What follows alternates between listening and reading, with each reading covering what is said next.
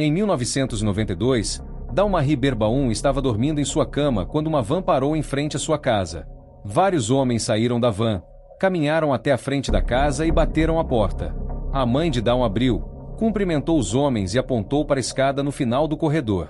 Eles então subiram calmamente as escadas e entraram no quarto de Dawn, onde começaram a gritar para que ela acordasse. Antes que pudesse reagir, os homens a agarraram e a forçaram a sair da cama em direção à porta.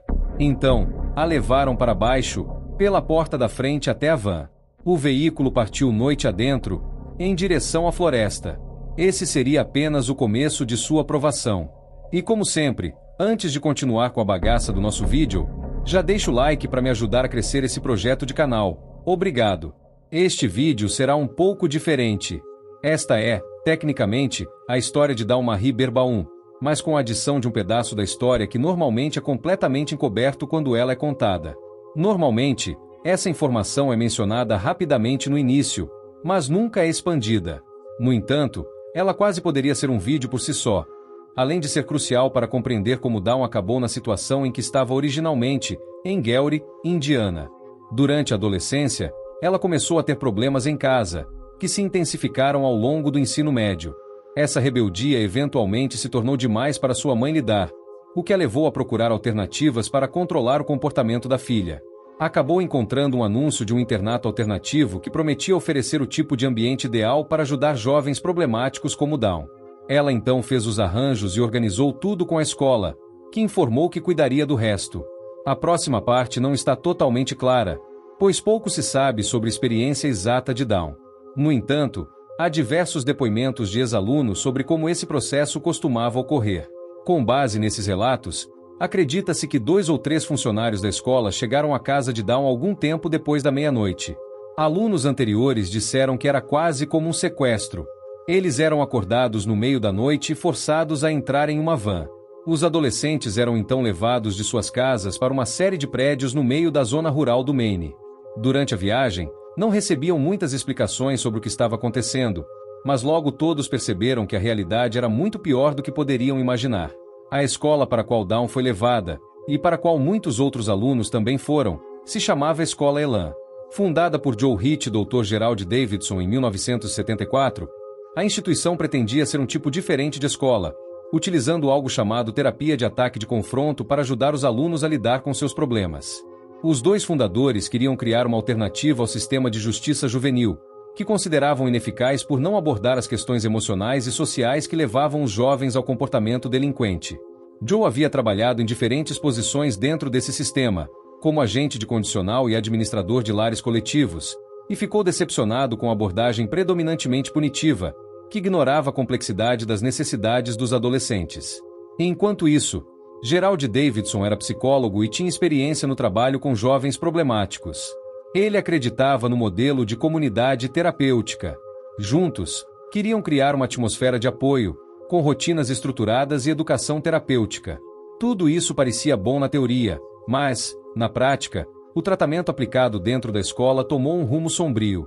Não está claro quando exatamente a Escola Elan começou a agir de maneira abusiva, ou se já era assim desde o início. O que se sabe é que, desde sempre, o local era incrivelmente isolado. Era praticamente impossível encontrar um lugar mais remoto. A única forma de chegar lá era por uma longa estrada de cascalho no meio da floresta do Maine. Esse isolamento significava que os alunos estavam completamente afastados do mundo exterior, o que dificultava qualquer tentativa de fuga, e também tornava quase impossível que alguém soubesse o que realmente acontecia ali. Além da localização remota, a estrutura da escola também era precária. Ao invés de dormitórios decentes, os alunos encontravam trailers antigos e prédios decadentes, que pareciam abandonados há anos. Muitos descreveram a escola como algo saído de um filme de terror. E como se isso não fosse o bastante, a chegada dos alunos geralmente acontecia no meio da noite, o que só aumentava a sensação de desespero. Infelizmente, o que acontecia dentro da escola era ainda pior. Os métodos usados pelos administradores eram extremos. Os alunos eram forçados a participar de um tipo de clube da luta, organizado pela equipe. E essas lutas não eram justas. Geralmente, uma criança era colocada contra 3 outras, como forma de humilhação. Quase ninguém estava isento, mesmo aqueles que seguiam as regras acabavam tendo que lutar. A equipe justificava isso dizendo que era para o bem maior e fazia parte do tratamento. Aqueles que se rebelavam ou resistiam eram jogados em um quarto de isolamento, onde podiam permanecer por meses. Durante o isolamento, o único item permitido para dormir era um colchão sujo, que só era entregue à meia-noite. Todos os dias, os alunos eram acordados às 7 horas em ponto. A ideia era quebrar lentamente o espírito da pessoa, tornando-a mais obediente. Os alunos também eram forçados a participar de um ritual chamado reunião geral, em que toda a casa, com cerca de 60 meninos e meninas, gritava com uma única criança, que ficava atrás de uma vassoura. Frequentemente, essa criança era segurada à força por outros 2 alunos. Esta era apenas outra forma de vergonha pública e humilhação empregada pela escola. E, apesar de ser uma escola no nome, muito pouco aprendizado real acontecia lá. A educação era considerada um privilégio, mas, mesmo aqueles que conquistavam o privilégio, ainda eram roubados de uma educação adequada. A escola funcionava apenas das 19 horas às 23 horas, sem dever de casa, provas ou projetos. Por exemplo, na aula de matemática, os alunos só precisavam fazer uma única página de trabalho por semana. Isso, obviamente, não se compara a uma escola secundária real. As outras 12 horas do dia consistiam em condicionamento constante e lavagem cerebral. No início, os alunos resistiam, mas, com o tempo, qualquer um que se rebelasse era lentamente derrotado. Eles não seriam capazes de subir na hierarquia do programa para ganhar mais direitos e, com isso, provar que eram bons candidatos para mais lavagem cerebral. Então, eventualmente, tornava-se sua responsabilidade começar a doutrinar os residentes mais novos. Os alunos que não haviam conquistado sua ascensão eram rotulados como algo chamado de não-forças e não tinham permissão para falar, interagir ou se comunicar de nenhuma forma com outros não-forças. Demorava, no mínimo, 6 meses para ganhar o título mais alto de força, e para alguns alunos levou anos. Outros nunca o conquistaram durante toda a sua estadia. A escola Elan também ganhava dinheiro com base na quantidade de tempo que um aluno levava para se formar. Isso significava que os incentivos da escola eram completamente distorcidos para ganho monetário, em vez do bem-estar dos alunos. Um aluno precisava de, no mínimo, 7 promoções antes de ser considerado um candidato à formatura. Cada uma dessas promoções levava no mínimo 3 meses, e 90% das crianças nunca passavam da 5ª promoção. Essas crianças tinham que esperar até completarem 18 anos para poderem se desligar legalmente da escola.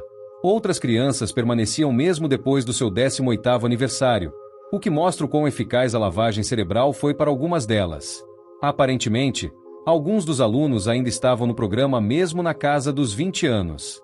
Ainda mais estranho, os membros da equipe eram, majoritariamente, ex-alunos que foram contratados pela Elan após se formarem no programa.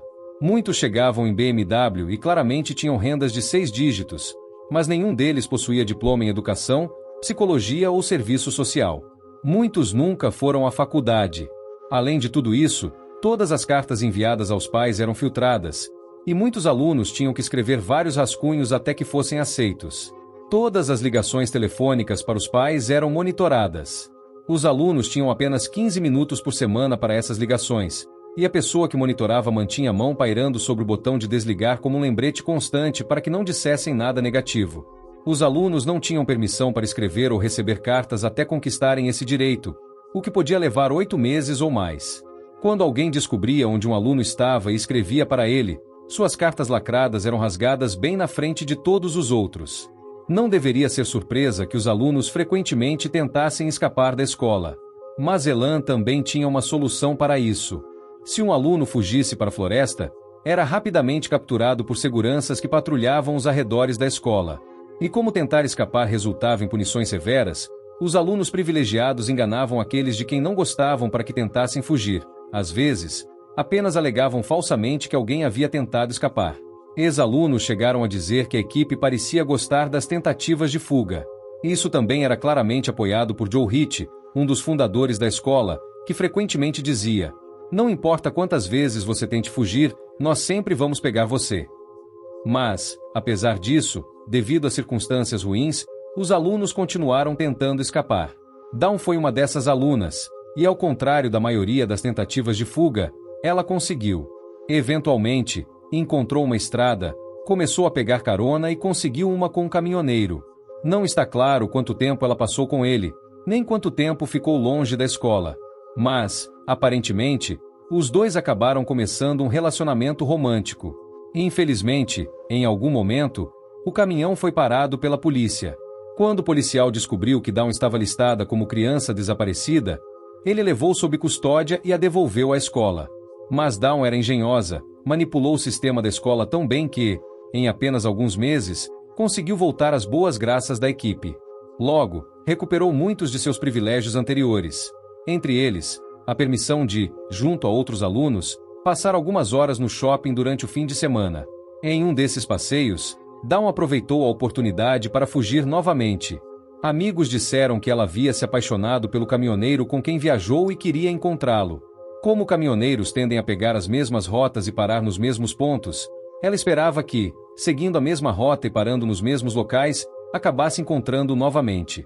Quando finalmente chegou a um ponto de parada de caminhões que sabia que ele frequentava, Dawn decidiu esperar um tempo para ver se ele aparecia. Enquanto esperava, ligou para um ex-orientador da Elan para avisar que estava segura. Mas, em algum momento, voltou a pegar carona. Dessa vez, pegou uma com um caminhoneiro de longa distância chamado James Robert Cruz. Ele parecia simpático, e como ela já vinha evitando caronas havia algum tempo, pode ter sentido que saberia julgar o caráter de uma pessoa. Tragicamente, ela não poderia estar mais errada. O que ela não sabia é que havia acabado de aceitar uma carona de alguém que poderia estar deixando um rastro de cadáveres ao longo das rotas que dirigia. Quando Dawn adormeceu na cabine traseira, Robert parou e tentou agredi-la. Ela lutou desesperadamente, mas ele rapidamente a dominou, enrolou uma corda em seu pescoço e a estrangulou até a morte. Em 23 de março de 1993, apenas 12 horas após o assassinato, um motorista que passava por uma estrada rural em Bellefonte, Pensilvânia, encontrou seu corpo na beira da estrada. Quando os investigadores chegaram à cena, encontraram Dawn nua da cintura para baixo, amarrada com uma corda de nylon amarela. A corda estava enrolada em seu pescoço e também usada para amarrar suas mãos. O assassino havia usado o que é conhecido como nó da avó, um tipo de nó não comumente utilizado para amarrar objetos em caminhões. Os investigadores da cena do crime também descobriram um conjunto de grandes marcas de pneus ao lado do corpo, provavelmente deixadas por um semitrator. Durante a autópsia, o legista encontrou 2 fios de cabelo pretos misturados ao cabelo loiro brilhante de Dawn. Junto com os fios, a corda de nylon amarela e o fato do principal suspeito ser o motorista de caminhão, levaram a polícia a perceber que o assassinato era muito semelhante ao de outras mulheres que haviam sido encontradas agredidas, assassinadas e abandonadas perto de paradas de caminhões, a mais de 5 horas de distância, em Ohio. A única diferença entre Dawn e as outras vítimas era que as outras mulheres eram prostitutas. Seus restos mortais foram encontrados do outro lado das fronteiras estaduais de onde Dawn havia sido dada como desaparecida. Então, a polícia local entrou em contato com o escritório do FBI mais próximo.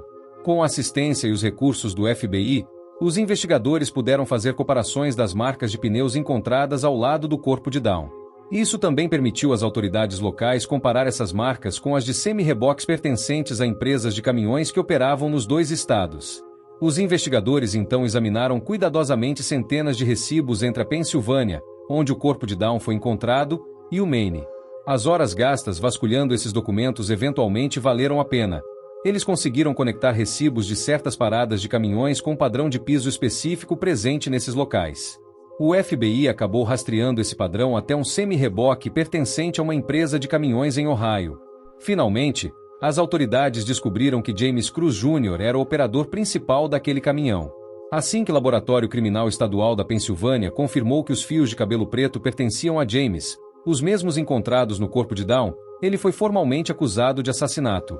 Além disso, agências policiais de ambos os estados iniciaram uma força-tarefa especial para investigar se James era responsável por mais homicídios, particularmente os 8 assassinatos anteriores a Dawn. Infelizmente, a força-tarefa nunca obteve evidências suficientes para provar a conexão. No entanto, James foi considerado culpado pelo assassinato de Dawn e condenado à prisão perpétua. Agora você deve estar se perguntando, como a escola Elan conseguiu operar por tanto tempo? Será que nunca houve investigações capazes de fechá-la? Bem, aparentemente houve várias. Mas levaria quase 40 anos para a escola finalmente ser encerrada. Desde o início, em 1975, Queixas foram feitas por alunos atuais e ex-alunos. Naquele ano, autoridades estaduais removeram 11 crianças da escola por maus tratos. No final dos anos 70, um xerife do condado visitou a escola após ouvir rumores de abuso. No entanto, a equipe se recusou a deixá-lo passar do saguão. A partir desse ponto, o xerife começou a documentar tudo o que encontrava relacionado a Elan. Na década de 1980, o Estado conduziu uma nova investigação e encontrou evidências de abuso físico e emocional, removendo mais estudantes da escola. Em 1985, o Procurador-Geral do Estado lançou uma investigação sobre as práticas comerciais da instituição. Isso resultou apenas em uma multa de $20 mil, e a escola continuou operando normalmente. Na década de 1990, a escola foi novamente investigada, desta vez pelo estado de Massachusetts. A investigação encontrou evidências de abuso, isolamento e confinamento. Em 2002, a NBC exibiu um segmento no programa da Teline sobre a escola, entrevistando ex-alunos. Isso desencadeou uma nova onda de escrutínio, que resultou em mais uma investigação em 2007, agora pelo estado do Maine. Essa investigação também revelou que a escola ainda utilizava contenção física e isolamento como forma de punição. Além disso, a equipe era verbalmente abusiva com os alunos. Entre todas essas investigações e a crescente publicidade negativa, a escola Elan finalmente fechou em 2011, quase 40 anos após sua fundação. E, incrivelmente, esse fechamento não foi obrigatório, mas sim resultado do declínio nas matrículas, causado pela má reputação da escola. Simplesmente, poucas famílias ainda estavam dispostas a pagar para enviar seus filhos para lá. Desde o fechamento em 2016, uma nova investigação foi aberta. Após as revelações sobre os abusos, a Polícia Estadual do Maine reabriu um caso arquivado sobre a morte de um aluno da escola em 1982. Esse aluno morreu durante uma luta no ringue interno da escola.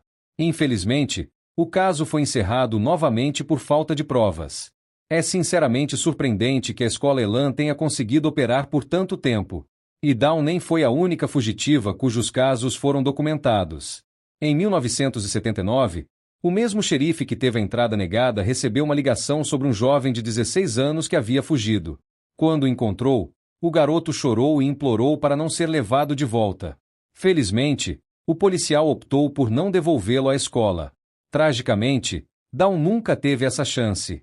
É impossível afirmar com certeza, mas parece provável que o que aconteceu com ela poderia ter sido evitado se a escola realmente oferecesse tratamento, em vez de abuso. Se esse fosse o caso, Dawn talvez nunca tivesse sentido necessidade de fugir. A escola praticamente a empurrou para os braços de James Cruz, levando ao seu fim brutal. Ela tinha apenas 17 anos.